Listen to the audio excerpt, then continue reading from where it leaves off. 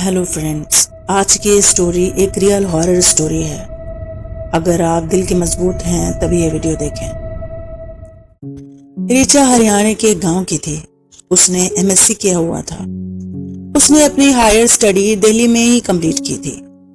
Complete study करने के बाद उसने बहुत सारी जगहों पर जॉब के लिए अप्लाई किया और उसका सिलेक्शन भी हो गया, लेकिन ये कंपनी बैंगलोर की थी। इसके लिए उसे बैंगलोर में रहना पड़ सकता था, लेकिन उसने ये अपॉर्चुनिटी छोड़नी नहीं चाहिए। उसने बैंगलोर शिफ्ट करने का फैसला कर लिया। ऋचा एक सिंपल लड़की थी। आज के जमाने की तरह बोल्ड सोच नहीं रखती थी, लेकिन बहुत बिछड़ी सोच की भी मालिक नहीं थी। वो एक बेसिक मॉडर्न थॉट्स रखती थी। उसने बैंगलोर के एक इलाके में रेंट पर फ्लैट ले लिया।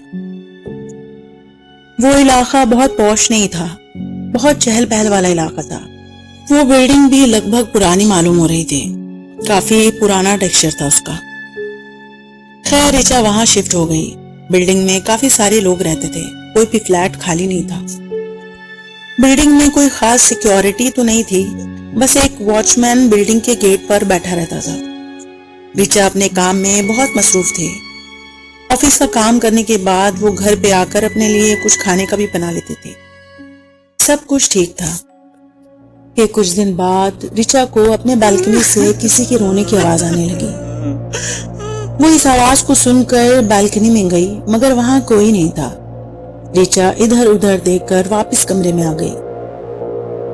वो लोकल इलाके में रहती थी, जहां अक्सर लोगों की बात करने की, चिल्लाने की, हंसने की आवाजें आती रहती थी। ऋचा ने सोचा कि शायद आसपास से किसी की आवाज आई होगी।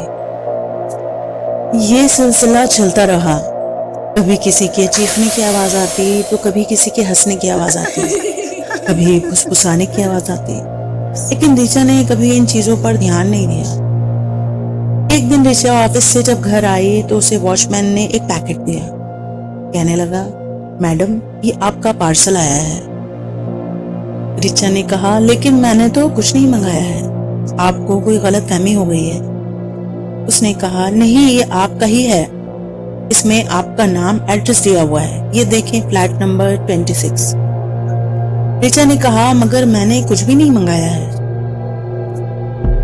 वॉचमैन ने कहा, आपने नहीं मंगाया है तो हो सकता है आपके साथ जो मैडम रहती हैं उन्होंने मंगवाया होगा। आप उनसे एक बारी पूछ लें। ऋचा ने कहा, मेरे साथ कौन मैडम रहती हैं? वॉचमैन ने कहा, रहती है ना मैडम, हमेशा आपके बैल्कनी पे मैं देखता हूँ उनको आपके साथ।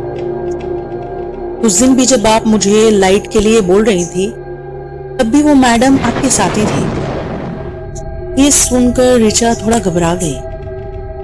उसने वो पार्सल लिया और अपने फ्लैट में आ गई। उसने वो पार्सल खोला तो उसमें बस एक कागज था जिसपे किसी का नाम लिखा था, आर्या 1982। वॉचमैन की बात और उस पार्सल ने ऋचा को सोचने पर मजबूर कर दिया। वो एक पढ़ी लिखी लड़की थी, लेकिन उसके गांव में ऐसे पैरानॉर्मल एक्टिविटीज होते रहते थे। उसने सोचा कि इसके लिए पास वाले मंदिर पर जाकर पंडित जी से बात करती हूँ। ऋचा अक्सर मंदिर जाया करती थी। उसने पंडित जी को वो बॉक्स दिखाया और सारी बात बताई। पंडित जी ने बॉक्स देखते ही ऋचा से कहा, जल्द से जल्द तुम वो घर छोड़ दो, बल्कि अभी के अभी छोड़ दो। ऋचा ने पंडित जी से पूछा, मगर मुझे बताएं, मसला क्या है? पंडित जी ने बताया, एक आत्मा उस फ्लैट में रहती है, वो तुमसे मोह हो गई है, जल्द से जल्द तुम उस घर को छोड़ दो।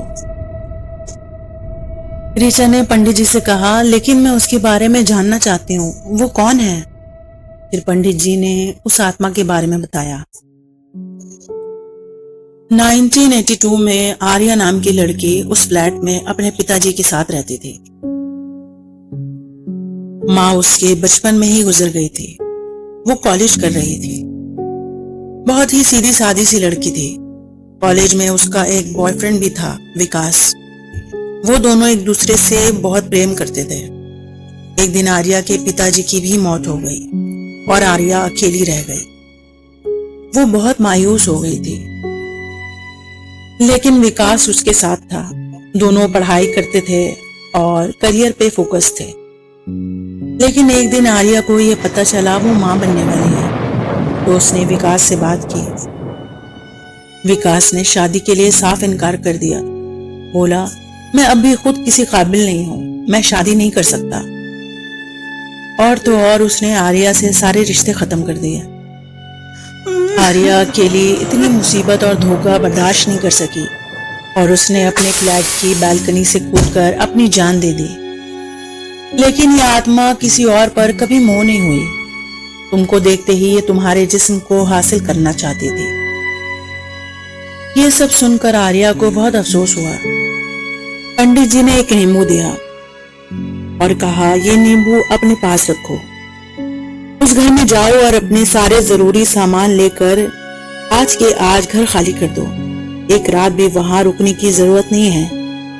और जब तुम उस बिल्डिंग से 40 कदम दूर हो जाओ तब ये नींबू फेंक देना। आर्या ने वैसा ही किया जैसा पंडित जी ने कहा था। जब वो बिल्डिंग के 40 कदम दूरी पर आई तो उसने वो नींबू फेंक दिया, लेकिन इसका दिल नहीं माना। मुड़कर जब उस फ्लैट की बालकनी की तरफ देखा तो देखती है उस बालकनी में एक सादे लिबास में एक लड़की खड़ी है जो उसे हसरत से देख रही है।